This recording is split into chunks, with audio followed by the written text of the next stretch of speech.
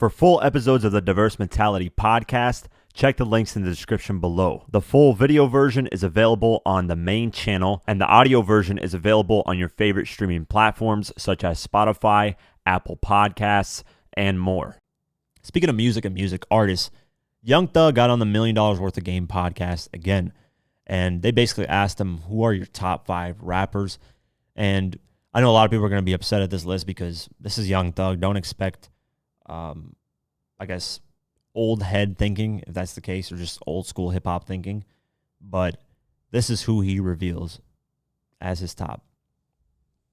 He begins to lay out the entire Young Stoner Life collective as number 1 in Rap Today, which is his label. He says his label is number 1, which he should say, obviously that's his own team. So why wouldn't he praise that? And then he moves on to say Lil Baby, Lil Uzi Vert, and Drake. That's 4. His crew, Lil Baby, Lil Uzi Vert, and Drake. This top 5 rapper is alive, by the way. Then he takes a major pause. Initially says Future. Then goes to 21 Savage. And then settles on Kanye West. So the list is his crew, number 1. Lil Baby, Lil Uzi Vert, Drake, and Kanye West. Let me know what you guys think of that list. Obviously, these are newer artists, I don't think Young Thug really gives a shit about the older artists or really cares that much to give them that much praise. He also said, he talked about the Jay-Z incident where he said he has more stadium anthems than Jay-Z. He basically said, that's all I was saying. I just used his name because he is the biggest guy in the world to me. I just use the name to let the world know, like, yo, I got just as many hits as the biggest guy in the world. I'm doing 2 hours on stage for real. I don't remember my last hour show, and I don't do too much talking. So that's a clarification on that.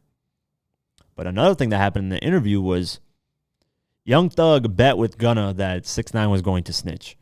While 6ix9ine was going through his RICO charges, Gunna bet that it wasn't going to happen, and then Young Thug said it was going to happen. And all they bet was $5,000. He said a measly $5,000, which is a lot of money, but still to him, obviously, it's not that much.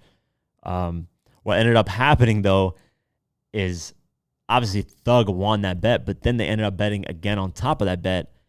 And what they bet was that 6ix9ine was going to get touched when he got out. He's going to get touched by somebody. Some gang member was going to put his hands on him. And Gunna was like, nope, that's not going to happen.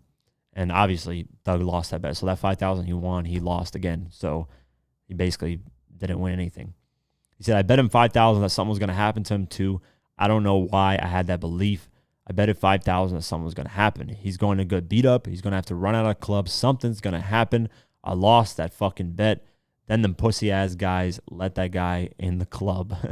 So, of course, 6ix9ine responded to this. He was not going to let some people clown him and be like, yo, somebody was going to put hands on me.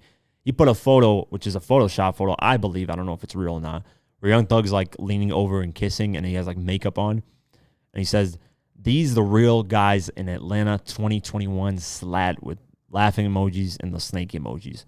So he just took out some quick pop shots at Young Thug. But that's a weird bet. To bet something's going to happen to somebody. Isn't that kind of like wishing death on somebody, technically?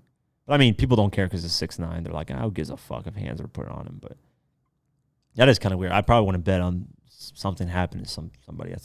I would guess, but I wouldn't bet on it. That's kind of a whole different level.